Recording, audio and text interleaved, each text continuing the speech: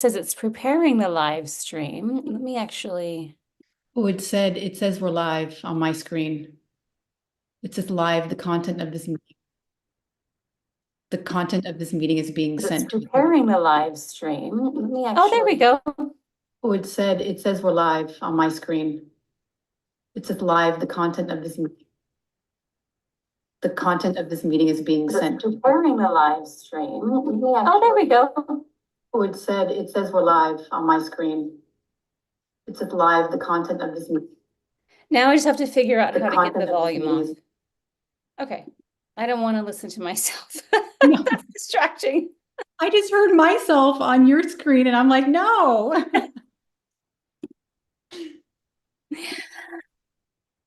All right. Well, here we go. This is our first time going live. So thank you for joining if you did.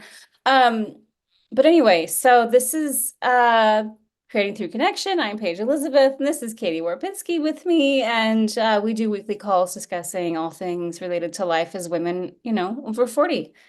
And this week we decided that we wanted to talk about the law or the principle of surrender and how it can be a useful tool if you are stuck in your life. And I talk about this in my book, Leading an Intentional Life. My book is really just a dummies version, a how-to version of how to use universal principles and tools to get you through. Stuff I use in my coaching, just manifesting, love, surrender, self-love, like some of the more basic stuff. But I feel like when we get trapped in life, you have to go back to basics. And what's funny is usually when it comes to creating change or getting through something or starting over, we have this assumption that it's like different, like, oh, it's a different application. But I've always found it's like going back to basics. And as a yoga teacher, that like when you get really far, really advanced, and you're kind of at a pivotal point and you don't know how to maneuver, again, you go back to basics. And so I love the law of surrender as a tool to move through life. And I'm going to, share my own story and kind of what I've been through recently. And I'll let Katie talk as well, because I know she's still kind of in that resistance point energy, right? Definitely. And so I found myself stuck in apathy for about 5 years. Uh, didn't think about it at first, didn't notice it. And I've talked about this before, like on TikTok. Apathy is really hard to diagnose because it's not emotionally charged. Like when you're happy, you know it. When you're sad, you know it. Yeah, When you're in apathy, you don't know it. that's the hardest part You is to really not don't know that you're in apathy, right? Yep. You're like, nothing is wrong, but nothing is right. It's an interesting space to be. And we go through life and we think, if you're on a spiritual path, you're like, I've cleaned up my childhood wounds. I'm good to go. But life just keeps happening, right? And so after the fallout of a relationship and then being assaulted by someone I'd known 15 years, and then COVID, and that just strangled my business, and then kind of my yoga practice running its course, like all of these events culminated around the same time.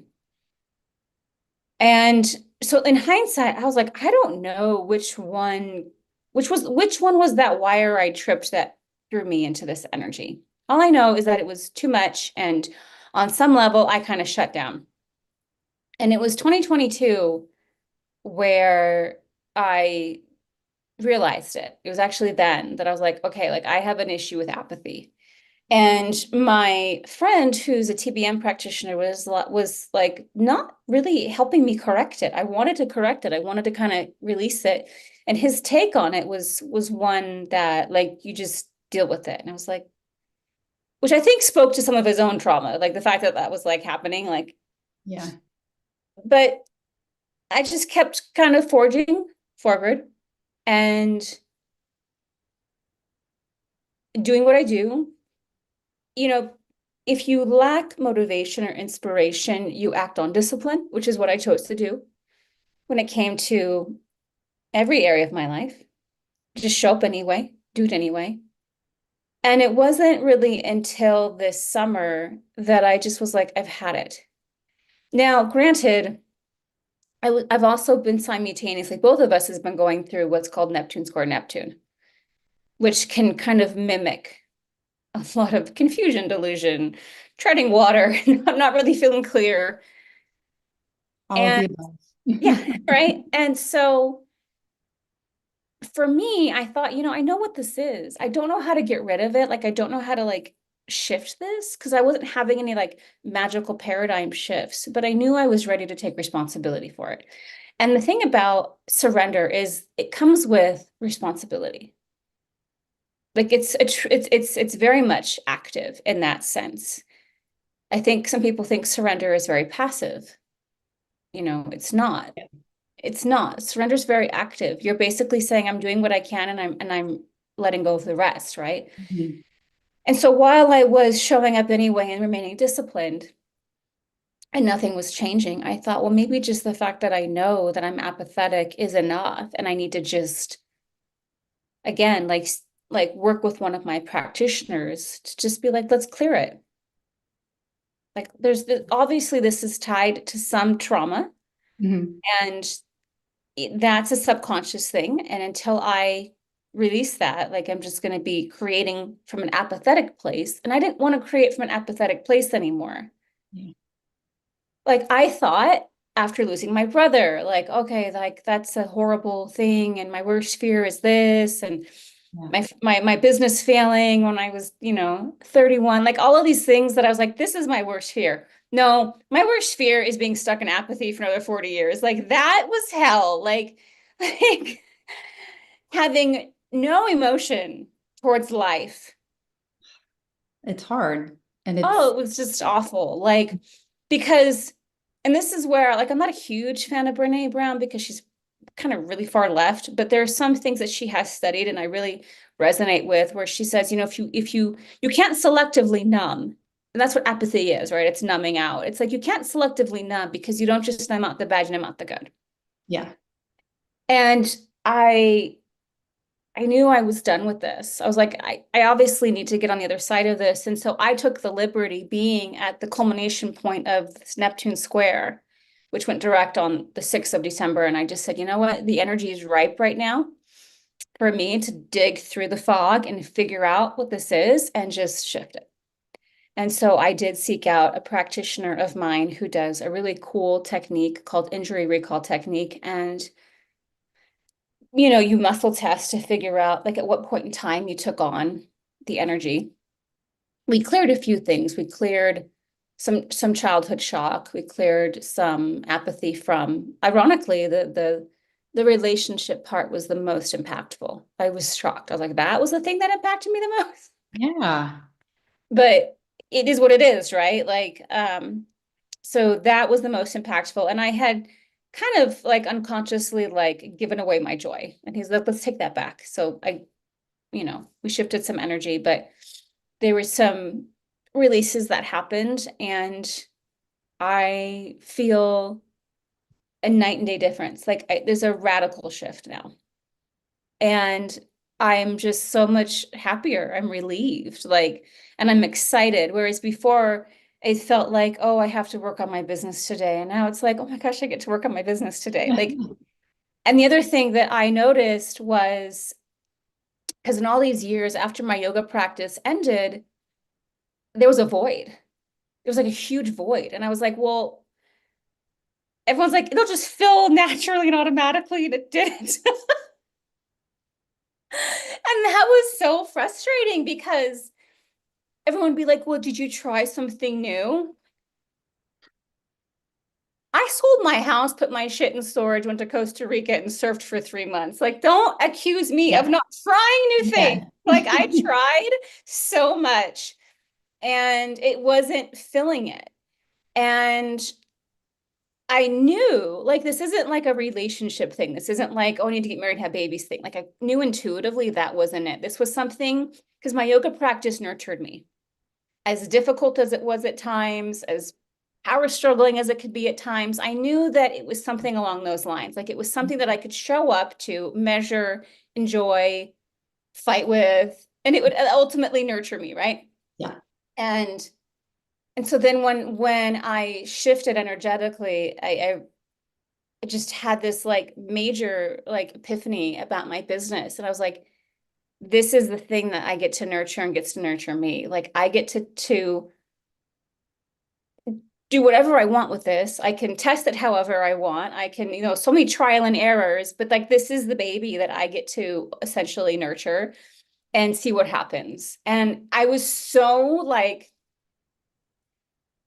when I had that thought, like I literally almost cried out of joy. Like, oh God, finally. The release. Like finally, like I have that thing again that's mine. I'm very envious of that feeling. I'm not there yet. I had a question when you were talking that, so you did the muscle release and all of that. Did you try that times prior and it didn't work and then it finally worked this time? Or was this like kind of like last resort type thing and then see if that works and then it did work? I hadn't addressed the apathy specifically. I've done other things. So this doctor that I go to, I've gone to him since I was 18. And this technique that he did, I prefer it. There's a lot of techniques he knows. I just have a preference for it because I've seen radical shifts very fast. And I was like, that's the one I want because this one, the way it works is they actually activate and release from the vagus nerve. Okay. And what happens with trauma is it's a very unconscious experience where you don't even recognize that you're taking on something. Yeah. And it'll get stuck. And PTSD or trauma, what it does is it gets stuck in the vagus nerve. And like we were talking about, you feel stuck in time. Yeah. Like there's a piece of you that feels behind. And it's hard to put your finger on it. You're like, why do I feel like I can't keep up with life or I can't keep up with something? That's the trauma talking because there's a part of you that did get stuck. And it's like a record skipping, right? So when I saw him earlier this year, the thing I had him clear, which was very effective as well, was the hypervigilance. Because with the assault came litigation. And then it was like that constant feeling of a shoe needing to like gonna drop. Yeah. And it was just issue after issue after issue after issue. And that I found myself having to fight for myself. And I'm like, why is this happening? And I just got exhausted, and with the current issue with my neighbor and the legal issues surrounding that, I was like, I've had it. So that was like the first thing that I had him look at recently. I was like, I have to get out of this hypervigilant state. And I'm glad that I had him clear that because that impacted not just my life, but like my adrenals. Yeah. You know what I mean? My hormones, like when you're in a state of not fight or flight, even on a conscious level, because I Yeah. wasn't on a conscious level, like I slept fine, like whatever, but on a subconscious level, that again, that record skipping can send signals and wear out the adrenals and I was just just going to say hormones. adrenal Yeah. fatigue is a big, buzzword term out there now, adrenal fatigue. And it's you don't know you're doing it, but it's like it's happening. It's Right. just like that when I do that comparison of like when you're stressed, you don't even realize you're all clenched until 100%. you relax and you're like, oh, I didn't even realize I was clenched. But it's like it's a physical reaction. No, 100%. And that's where, like, again, I was like, why do I keep attracting this? And I know enough about, just the law of attraction and just understanding that we attract what we are. And I was like, what? Like, what am I sending out? What signal do I keep sending out? Like, I keep finding myself having to fight for myself. But it Yeah. started with the assault. It started with, and Natural. if you've never been in litigation, it's hell. And you have, the opposition trying to do anything they can to wear you down. So it's like you are constantly in a state of like okay, what are they gonna do next? Reaction. Yeah, you have to be like ready to fight for yourself. And every time my attorney would reach out, I'd be like, ugh.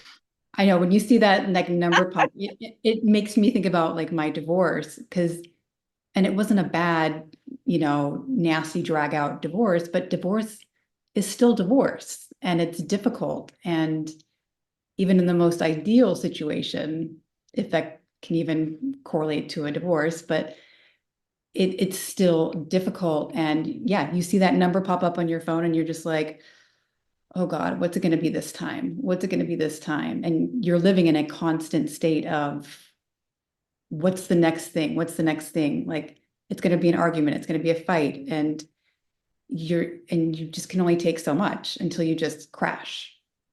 No, absolutely. I mean, I remember the deposition. Like they put me through opposing counsel, put me through a 5-hour deposition. Not one question about the assault. He just wanted to target my character.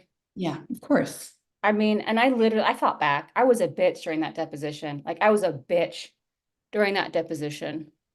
And I don't feel guilty about any of that. At one point he goes, your client's being hostile. And I was like, hostile? You should have been there the night your client beat me up.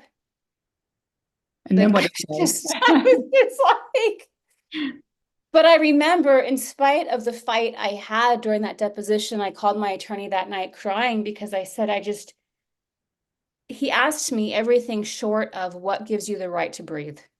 Yeah. He literally asked me what gives you the right to be an entrepreneur? What gives you the right to do anything? Like, oh, like just the most hellacious questions.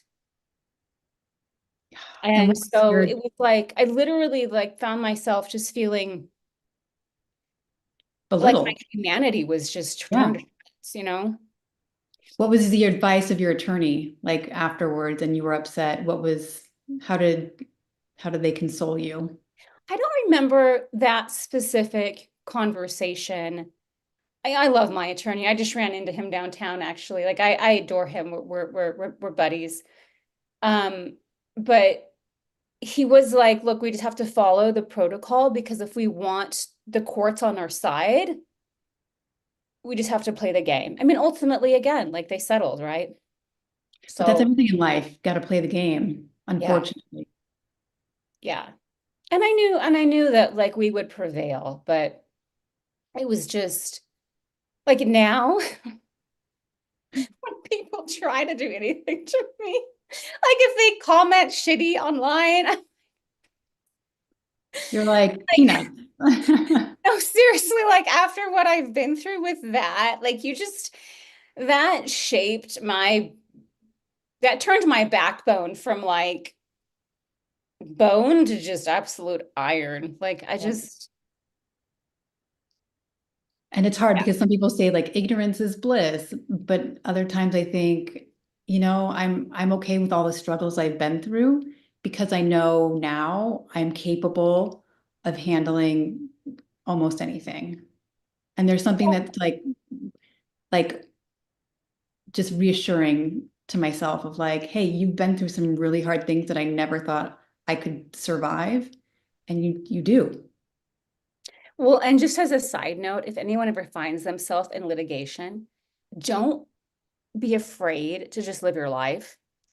Because people would say to me, oh, don't post anything crazy on social Yeah. media. They'll Yeah. use it against you. Look, that motherfucker of an attorney took a photo of me and my cat off of Facebook and said, does she look normal to you?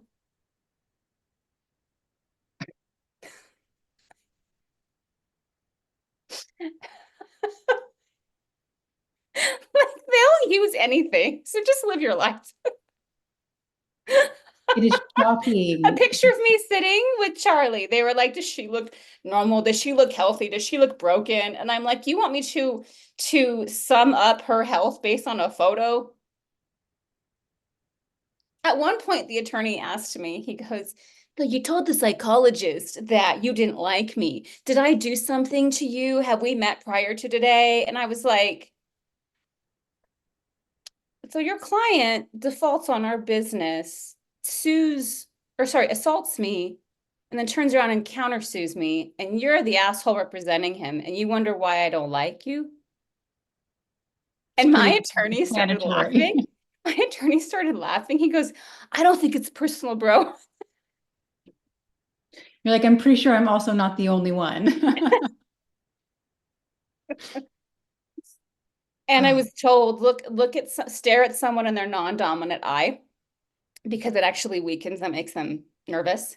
So that's what I did the whole time. I just stared at that asshole in his non-dominant eye the whole time. Okay, I have a dumb question, but how can you tell which one is the non-dominant eye? Well, they're right. Okay, so it's Yeah. literally okay. Yeah. So I I did. I stared at him in his non-dominant eye the whole time. But like I said, and after that deposition, they dropped their counterclaim because of what information came out during it. So because of course the defendant wasn't being honest about a lot of things. Well, But I naturally. brought proof to the deposition. And so they had to drop the counterclaim. And then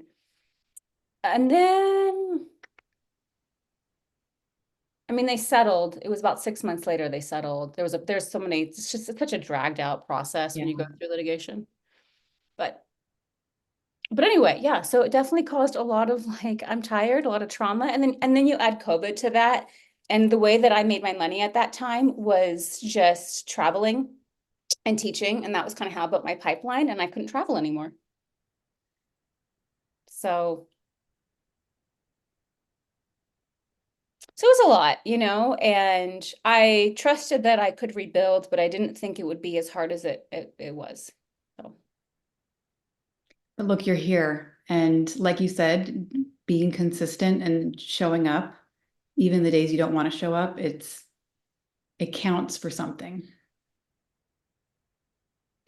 exactly. So now that I've, surrendered and found myself through, because surrender is the way to get through. And it's like, if there is a tide, you want to get in line with the tide. You don't want to resist the tide. The tide will wear you down, right? Like Mhm. swimming upstream, and it'll wear you down eventually. So it's always important to be like, okay, am I against the tide, or am I going with the tide? And surrender is a tool that we use to get through a resistance point in our life. It is not a tool that we use if we're like trying to build a business and it's hard. No, that's different.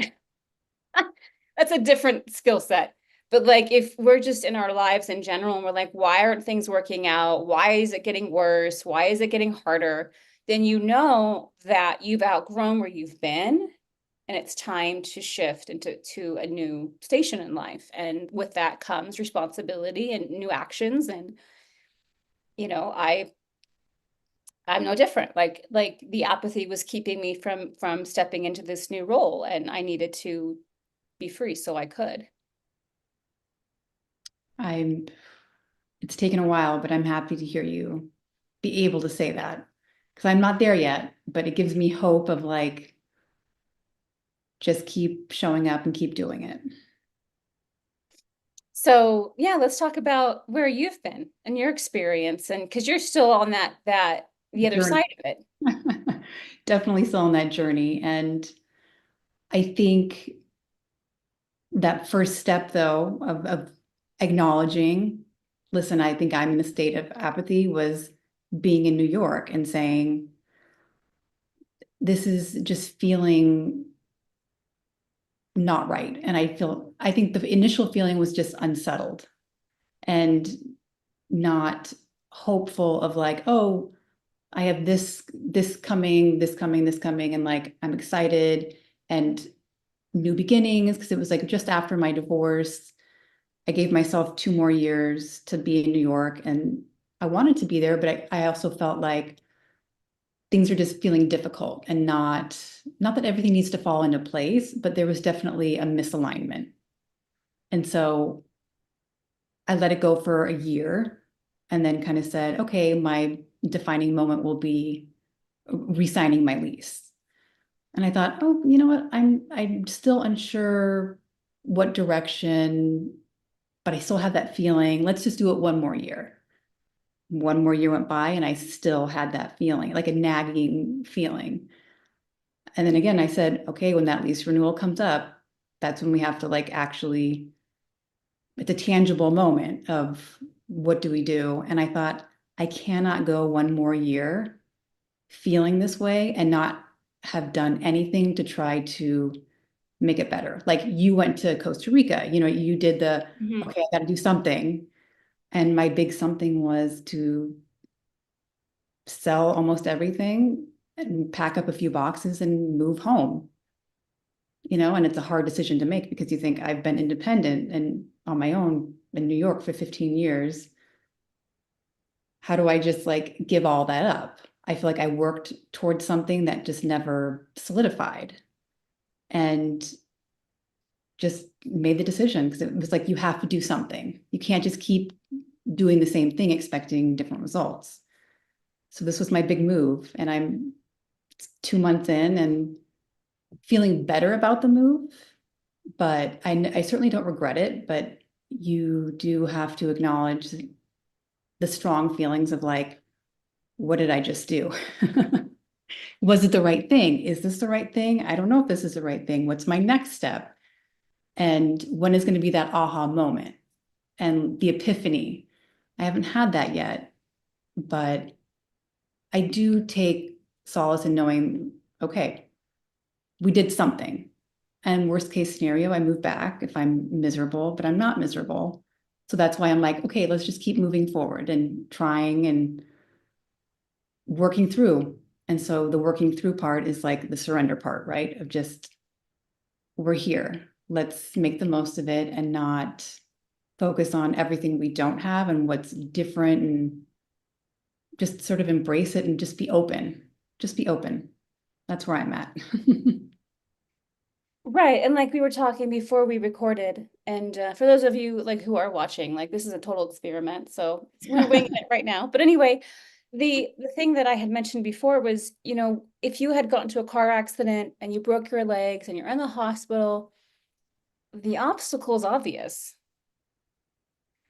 But like when the obstacle is psychological, right? It's mental. We don't know what it is that we're doing wrong. It's so hard to see the obstacle. And so we just internalize it and we just like, what's wrong with me? Like, why am I here? And there's very little grace that I think we kind of initially have because we're just so frustrated that things aren't going our way. And yet they actually totally are going our way. We just haven't defined that piece yet. We haven't Yeah. figured out what the culprit is, right? And that's where surrender is so powerful because it's like it gives you that space. Like I always tell clients, I'm like, if you're at a resistance point, and I have been on calls where clients are just sobbing, like, I hate my life. I can't stand one more day of this. And I tell them this and they kind of get shocked. And I'm like, okay, I need you to do it on purpose for one more week. Just do it on purpose. Just show up Mhm. knowing that every aspect of your life is something that you're going to have to deal with and just embrace it 100% as it is, because what that does is it diffuses the resistance so that the pivot that needs to happen mentally can actually make its way in, right? Because if we're just in absolute resistance, we can't see it. There's no room for anything new to come in. So you And I create flow by dissolving some of it. You know what I mean? exactly. And that was the hard part is like I it's like I want to surrender, but then there's part of you that feels like there's this false, attachment of, but then that means I'm giving up. And then I feel guilty of like I'm giving up on myself. And there's always one more thing I could be doing, but I'm not doing it. Why am I not doing it? I don't deserve to just say, okay, let's surrender to this. And so it's like this push pull that I have with myself. And then I'm like, maybe I'm the problem. I am the problem. It's like you go through all of the range of emotions. Well, and that ego is always going to try to lie to keep you stuck. So the you don't deserve it or like whatever, that's the ego lying to you to keep you from making that shift. And for me, there's been times because I've learned about the principle of surrender when I was like 14. Like I read a book called The Game of Life and How to Play It by Florence Scovel Shinn, and it changed my thinking at a very young age. She didn't call it surrender. I think she called it something else, but it's the same principle. It was like casting the burden. And I remember thinking at one point in my life when I was trying to break through a pattern And I was like, I don't know what the culprit is. Like, I don't know what I'm identifying with that's keeping me here. Yeah. So everything is now subject to me going, maybe you're the problem. Right? Like Yep. now I have to like I can't assume it's this or that. I'm going to actually put every thought on the table and go, are you the problem? Is this action the problem? Mhm. And the second you give yourself that kind of objectivity, it's pretty powerful and pretty revealing. And then there's even a fear of doing that because then it's like, oh, if I identify it, then I have to deal with it. And I have to. And as a codependent, Katie, oh my gosh, if I could write a book on confusion, just codependents and how they love their confusion because it keeps them safe from having to take responsibility. So the fact that you just said that, Yeah, it's scary. And yeah, even though I you mean, want to change, you're afraid of the change because then it's the unknown. and that's where it's like, I think this is a Tony Robbins statement, but like the pain of change has to be less than the pain of staying the same, Yeah. right? Yep. It's like when they say pick your hard because it's hard to be overweight and miserable in your own skin, but it's also hard to get up and do the workout. You know what I mean? It's like pick your hard because it's both going to be difficult, but define what difficult is and which is less difficult. Yeah, And absolutely. I mean, like I said, for myself, once I realize I'm in resistance, I'm really quick to throw my arms up. I'm like, I will not be the problem. I will eliminate that variable as fast as I can. Because we realize, for example, like staying in resistance is it's costly. it is You know what I mean? It's like whatever part of your ego you're trying to protect, well, what is that costing you? stress, anxiety, sleep, all of it. Exactly. And so you understand on some level that releasing that is going to bring you back into that flow. But again, we can't expose the culprit until we take a step back and be objective and just accept where we're at. But it's the acceptance piece, again, surrendering, just it is what it is. I'm going to go with this and see where it takes me and not resist it. And it's like I've never had that take more than a couple days to a week to just crystallize. Taking me a little bit longer. So, I would, if I were you, I would write down all of the points of contention you have with where you are. Like literally, like what are the things that you are criticizing yourself, mhm. not giving yourself grace, like all of the points where you're just like, for example, moving back home, like, oh my gosh, I live at home and like the judgment behind it, right? So it's like I would literally make a list of all of the things. So you can at least start with that objectivity. So you can say, okay, Yeah. well, what's the worst thing about this? And just then you can subtly start practice embracing those points to see if it doesn't shift the energy for you. And there is something about because we all want something tangible, right? And so Mhm. being able to make that list, writing it down, seeing it, not just thinking about it because it's a fleeing thought, right? But actually having the paper and like writing it down and having to look at it, it just, it's different and it feels different. And even doing that is scary. You know what I mean? Actually, because once you put it on paper, then it's real. And I would say, like, probably like at the core of this is probably that confusion part. I mean, like I said, the people pleaser codependent individual is notorious. As long as they don't know, they don't have to take responsibility and they kind of live there. That's like their default. Yeah. It's like it's a safety blanket. In fact, I was doing a video with my cousin's wife, like, because my doctor taught me how to do the injury recall technique so that I could add it to my program so women could actually do this for themselves. And I was doing the video with her, and she was like, yeah, I have control issues. Like I have all these control issues. I'm always trying to control my environment, which of course you're a codependent, that's what you do. As long as everything in the environment's Yeah. okay, I'm okay, right? And it came back to, it's funny, like I was like, we thought it was safety, but then we muscle tested it wasn't safety, it was survival, which again, very similar. So we clear it, and then like very quickly after that, we're having a discussion about confusion. And I was like, yeah, that's probably next Tuesday. That's probably the next one we're gonna work on is confusion. Add it to the list, write it down, look at it. Yeah. Confusion is a very common defense mechanism. And the Mine, thing is, it's like apathy. You have no pain, but you have no joy. yeah. Confusion. I am not responsible, but I also can't take control. Can't take direction either because I don't know. Again, we use that metaphor of just being out to sea, and it's like I can't see land, so I don't know what direction to go. But then you realize at one point, it's like I can't waste any more time treading water. You have to just move in a direction. And even if it's the wrong direction, it's like at least I moved. I mean, I could be wrong, Katie, but I feel like we found our culprit.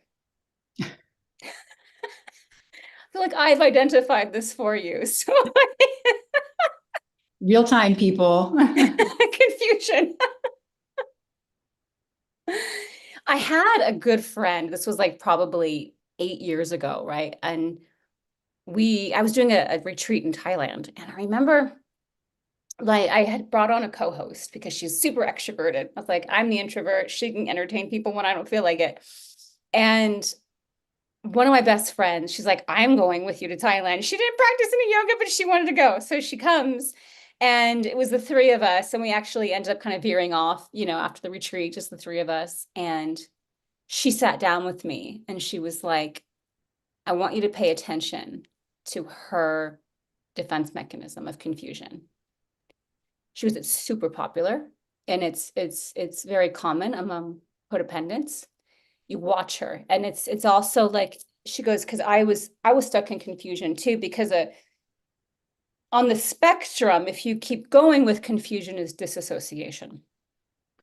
And so my friend was telling me, she's like, well, we knew she was a disassociator and she was trying to recover from that, but she's like, confusion, that's what that is. And she like pointed it out to me. As a coach, I have only ever attracted like codependents who want to have identity and voice. So she was like making it clear, that's what that is. In the And I was like, moment. thank you. Thank you for clarifying that for me. And now I see it all the time. Once you see things, can't unsee them. That's the hard part about discovering, and being honest and putting it to paper. It's like once you go there, you can't retreat to your safety mechanisms, you know? And with confusion, this if this is our culprit, and you can use this as a tool right now, you can be like, okay, confusion is you're the problem. So anytime you find yourself being like, I don't know, you can go, I'm doing it again. And you can actually challenge yourself. What's the worst thing about knowing? And start integrating, because like I said, with surrender, once you understand what it is that needs to take responsibility on, Mhm. that's the step. Take responsibility on it. In this case, like in my case, it was apathy. Like, okay, like I'm not getting out of it on my own. Let's release it from my nervous system. And with you could take actions in real time to see where it takes you to integrate a new neural pathway and a new habit. And like I'm ready, I want it, but I also feel like my feet are glued to the floor. You know what I mean? So it's like I want it, I think I'm ready. So why can't I just take that step? And then I overthink that. Right. And this is where, like I said, the journaling would be very effective. So you could actually start asking yourself those questions and listing all of the things that are keeping you from experiencing grace as you shift. You know, it's like you're holding yourself hostage instead. You know, Yeah. when we feel like we should be in a different place than we are and we're beating ourselves up, it's like you're holding yourself hostage. You don't even know what it is that you need to fix, and yet you're so mad at yourself for not fixing it. 100%. And that's what I feel. It's like you beat yourself up about things, and it's like I said, like I have a list of stuff to get done today, and whatever doesn't get done, I beat myself up over, and it's like, why? If I didn't have the time to get it done, or something, whatever had happened that prevented that from being done beyond my control, why do I still beat myself up over it? Mm-hmm. Yeah. DVD. So it's like, it's up to you. You know, if you're really ready to shift out of where you've been, you can take that action steps or those action steps. If you, When do you know you're ready though? Or do you just take the leap of faith and I'm so glad you asked that because I can't stand it when people say to me, I'm not ready. I mean, obviously these days I get it on sales calls. Like that's where I hear it the most. But like yeah, you hear this oftentimes with taking a big leap of faith or stepping into a relationship. Like that's a common thing. Like I'm not ready. If you weren't ready, the option wouldn't be in front of you. Period. Because there's plenty of things that we try to pull into our reality that aren't coming. And that's evidence that you are not ready. yeah. Otherwise, it would be present. So that actually makes sense though. Yeah, so you're ready to take those steps.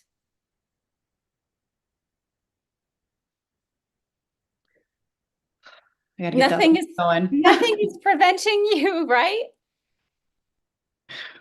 In fact, if you weren't ready, this wouldn't even be a conundrum. Isn't that the truth though? Ugh, I gotta get that pen and paper ready. Oh, that's the scary part though. Is like, and then knowing and then that's when the self-sabotage comes up, right? It's like, you're ready, you're just procrastinating, and then why do we procrastinate? What is the purpose of procrastination? Well, I think that just is a part of the old habitual nature that you're trying to work against. It's part of that whole resistance point.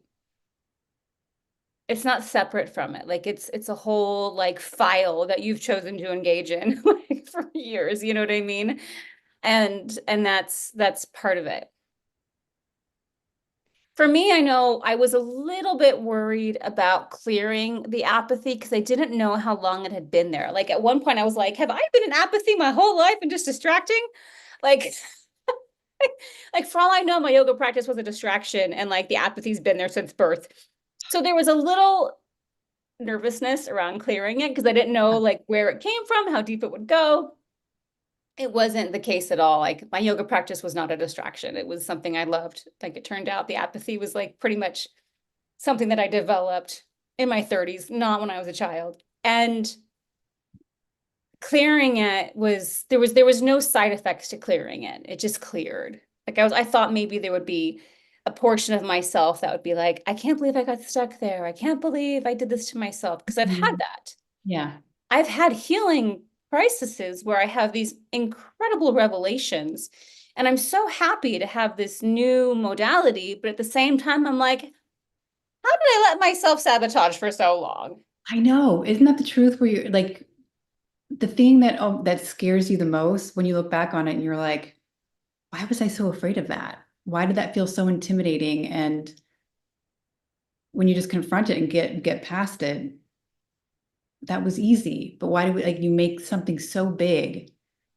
And it's like, why can't I just stick with that principle and that theory and know that and have faith in that to just keep going? But it's like, nope, you get through the one thing, you start right back over. Well, when he cleared the hypervigilance, I did have a day of grief. I woke up the next day crying. It was weird. I had that grief. It wasn't really even attached to anything specific, but I did Mhm. experience that. And then the other time that he had done the technique was actually in 2014. So it was 2 years after my brother's death.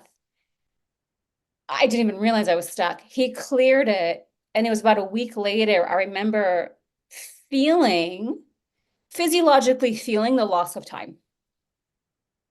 Like my cells caught up to present, and I actually kind of like felt the time gap close. It was really weird.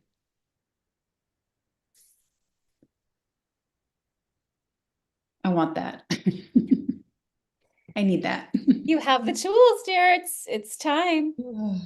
Well, congratulations, everybody. You're on this journey with me. And I, You know, one of the I have 5 coaches on my team, including myself, and I have another coach on the team, and she's got her own business, and she's been trying to take it to another level as well. And she's also simultaneously going to school to become a therapist. And she's like, yeah, things are just not panning out. But she's only given it like, I don't know, 6 months. oh no, it takes longer. Yeah, Yeah. yeah, yeah. And she's got clients, like she's got like an organic following, but she's trying to like kind of scale more. Yeah. And she's just running up against all these obstacles. And she decided, she's like, yeah, I just don't think this is where the flow is, where it's meant to be. And I'm gonna just focus on my studies, which she's got like 5, 6 more years. And I'm like, I can't wait to jump on a call with her and be like, excuse me. But she, and of all the people I know, like she is strong woman. Like she's like a 5 time Scorpio. She's strong. And I thought about kind of my own experience, and I thought about like, because I belong to Alex Hormozy's group. I really like his stuff. He's an entrepreneur and he's exceptionally successful. And he just calls it like it is. He's like, if it's not happening, then you haven't learned enough. If it's not happening, you haven't taken on the skill set yet. If it's not happening, you haven't put in your time yet. If it's not happening, like he's not spiritual at all. He considers himself a nihilist. Like everything is about a practical application.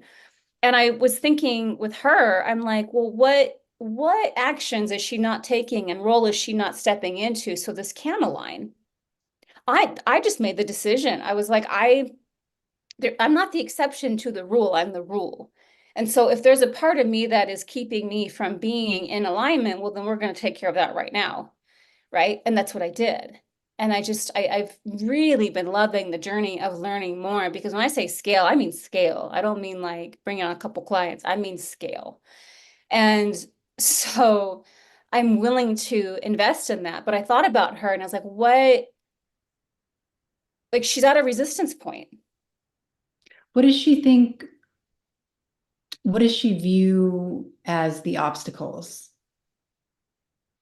I haven't talked to her specifically. I think she's just wanting more results right now. Okay. But it's like, so do I. But but I So also do I. understand, I also understand that the bigger the wave you're trying to create, the more backwash, which is like the water pulling back, Yep. you're gonna have. Like if you have a tsunami, like you see the water going out to sea and you're like, wait a minute, right? Like the bigger the splash you want to create, the more you have to understand that wave's going to pull back before it can Yeah. actually come back over. And and I think she's being hard on herself. She's expecting more and not recognizing that maybe it's not a problem of the actions that she's taken. Maybe she hasn't taken enough actions, or maybe she hasn't stepped into a role. Now, if she really just doesn't want to do it, that's a whole other thing. But I don't like seeing people give into defeat for the wrong reason. Yeah. Because the thing is, like, even if she goes into becoming a therapist, she still has to build that business. Yeah.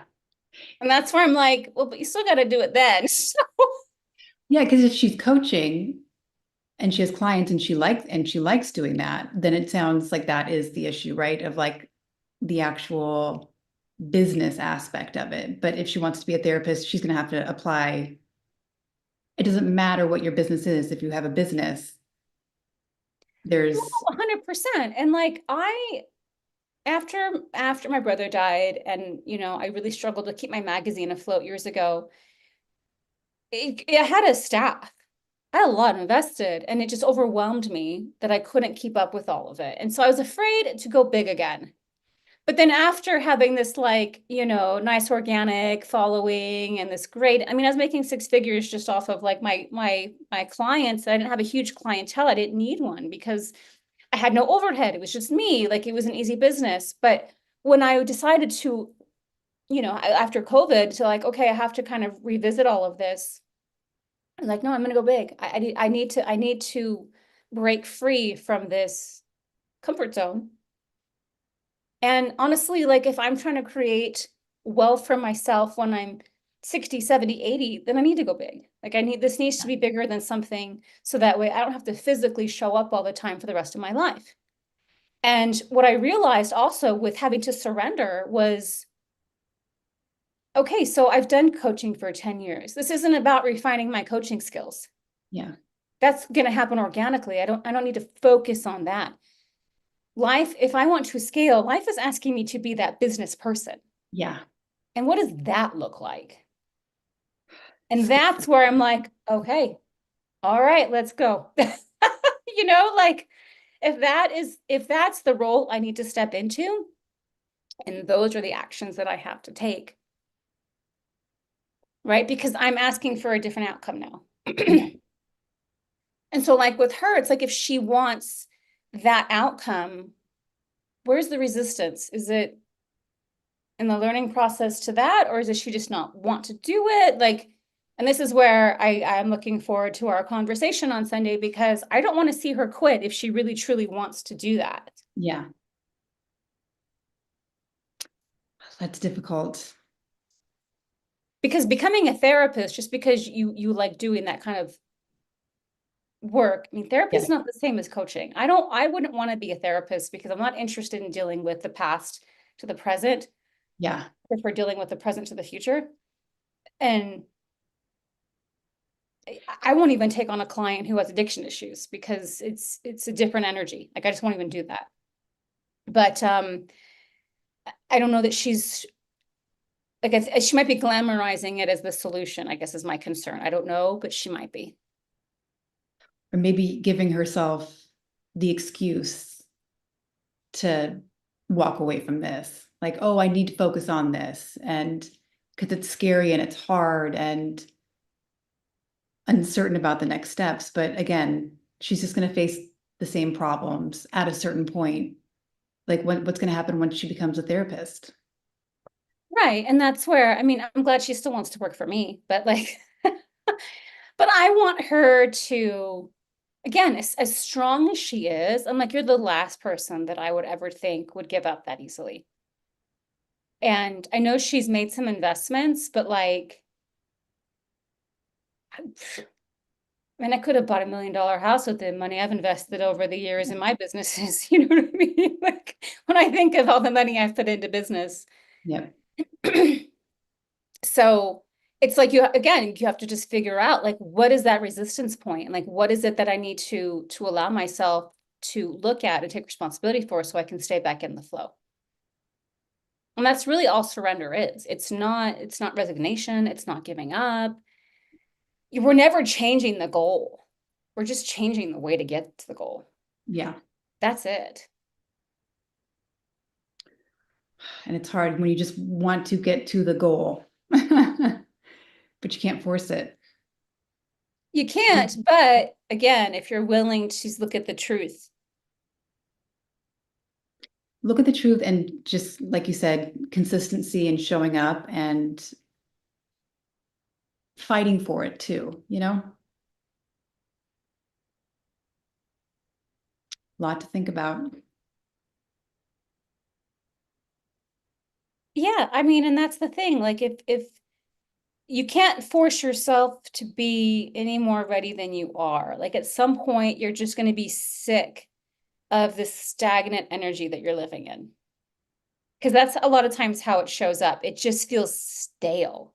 Yeah. Like you can't create any more life out of that space you've been in. Mhm. That was And me. no, but that's what I'm saying. I've been there so many times in my life. And it's not an environment change. It's not a relationship change. I didn't change my business. I didn't change anything in my environment or my circumstances. I just shifted my relationship to it. And life came back in.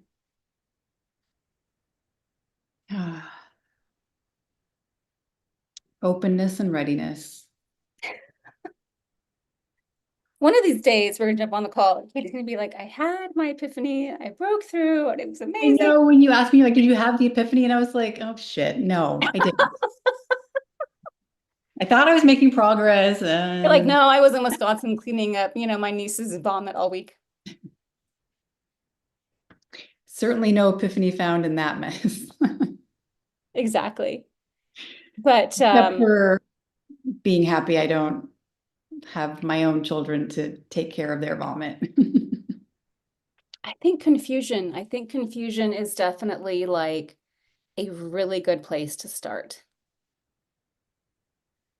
And sometimes you just need a starting place. You know what I mean? That's the whole, like, it doesn't have to be the answer, it doesn't have to be the epiphany in and of itself, but at least a starting place. It's that direction when you're treading water of like, land could be this way. I would sit with it. That's something that like I had a mentor years ago and she's like, sit in it, just sit in it. See if it has anything to tell you. Just sit in it. Embrace. Does it make you uncomfortable? Does it make you comfortable? Yeah. And I always worry too about like that false sense of, or am I just choosing something to like make myself feel better, like we make a decision? You know what I mean? Again, that's just the ego trying to keep you from the breakthrough. It's funny too, because you can usually tell if you're on the right track because it's like, oh, Getting like harder. you Yeah. well, not harder, but you just get really uncomfortable real quick. Yeah. And when I was teaching yoga, like I did a lot of yoga therapy, meaning that because I would just watch bodies and I would see what they were avoiding. Mm. Like, what's there? We should go there. And so I loved helping my students break through holographic energy in their body, because we have that too, like in our hips and in our diaphragm, and we get stuff that's stuck. And so I would, especially in the hips, I don't know, at high times I was like helping someone with like Mauritiusana D, which is a very complicated position in the first series. And they'd be like, you can't go there. I will get hurt. And the demons would start coming out. And the more I activated their demons, the more excited I would get. And I was like, ooh, we are on the right track now. Tell me more. And they would just like want to fight me. And I was like, it's great. Keep going. This is great. And then the next thing you know, they just start sobbing. And it's like, finally, and sometimes it wouldn't happen in that moment. Sometimes they would like text me the next day, like I cried all night. That's somatic release. Yeah. Oh, 100%. And I like there was this girl that I worked with in Italy, and I remember watching her bend. I just was watching her bend, and she just kept bending from the wrong place. And so I was like, let's do these back bends together. Like I literally almost cried helping her because I could feel her pain so badly. And I was trying to get her to open her thoracic spine, and I'm like, it's okay. And she just kept pausing, and she would just like clamp up, and I was like, it's okay. And just the people's bodies will start talking to me. And I remember I said to her, it's okay to move forward. And I don't know where that came from, but I said, it's okay to move forward with your life. And she started sobbing. Oh. And she told me afterwards, she goes, my dad died. And she goes, and I don't know how to move forward. And we ended up working together for 6 months, and she had some amazing breakthroughs, and adorable. Just loved this girl. She was 10 years younger than me. I just adored her. But anyway, you're getting close when it gets a lot of friction. Yeah. When the ego really starts to kick you out and go, no, no, no, this isn't a good idea. Then you're on to it. You're like, oh, okay, I hear you. Something here. Yeah. And that's why I said sit in it. You know what I mean? And like question, like, what is the worst thing about moving through confusion? And just see, you know, because once you can look at the ego objectively, it doesn't like being exposed. So once you can see it kind of for what it is, it tends to lose its potency. It really doesn't like it. It likes to be the trickster, not, the one in full frame. It wants to be behind the scenes. Mhm. Name it and tame it. So, once you can see it for what it is and just handle it, then you're on the right track. Well, I look forward to us being on this journey together. Oh, absolutely. Yeah, if there's one thing that I have mastered, it's stuff like that. I love it. Like I just love, and this is why people can't stand being around me when they're not ready to talk about their stuff. They're like, I gotta go. Nice seeing ya. Bye. Nope, you gotta be uncomfortable. Yeah. And it's all an illusion. That's the other thing. Like I said, like once we would have these breakthroughs in their bodies, they would realize like, oh, I didn't get injured by going into my hip. Mhm.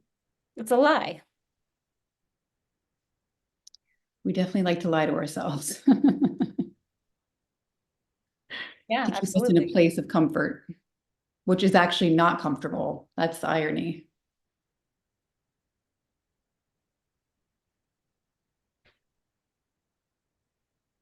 Yeah, like I said, it's a conundrum, but the conundrum wouldn't be present if it wasn't time for you to move through it. We tackled a lot today. Yeah, for sure. Wasn't even expecting that, but that's the beauty of these talks is like, but also about being vulnerable. We talked about, vulnerability is like helping to show other people you're not alone in this. Even though, I can have the degrees, the education, the experience, and it's still like, don't have it figured out.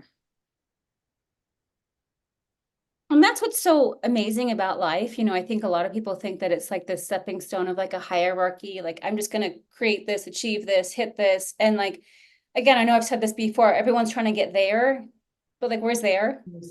Mhm. And like, life is not a hierarchy. It's not a ladder that we climb. It's a wheel.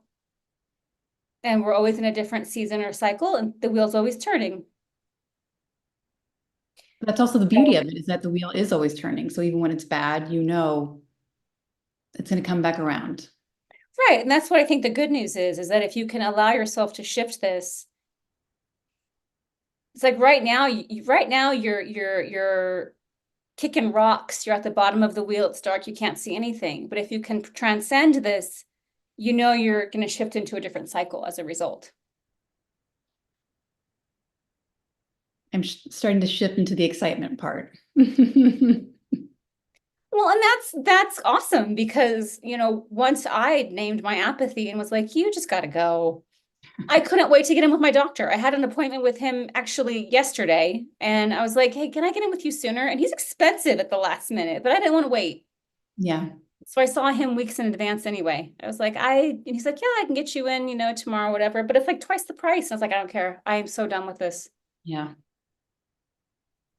And I remember, because it was the day before Thanksgiving when he worked on me, and I came home from Thanksgiving and I couldn't wait to work on my business. Like I couldn't wait to just dive in. And it got to the point where like I actually had to have another treatment because I was so like I wouldn't let go. I was so tired. I had fatigued myself jumping in so hard. I didn't pace myself at all, you know what I mean? Like even though this whole time I've been working in my business and I've been, my Different kind of relationship energy. to it was still I wasn't connected. Mhm. I was disciplined, but I wasn't connected.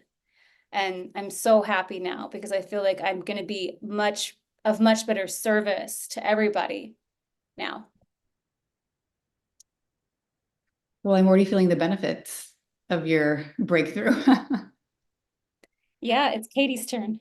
Ah, So anyway, before we wrap this up, next time I'm gonna actually like put what this meeting is about. Like now that I've never done live on YouTube, so I don't know what to expect. I'm gonna have to go back in and edit all of this, but like next time I will be more prepared. And as usual, Katie, thanks for joining me. Is there anything else? Is there anything you would like to say before we close? Um, just for anybody who's tuned in, thank you for your time and look forward to moving forward and just seeing where this takes us. Absolutely. See you guys next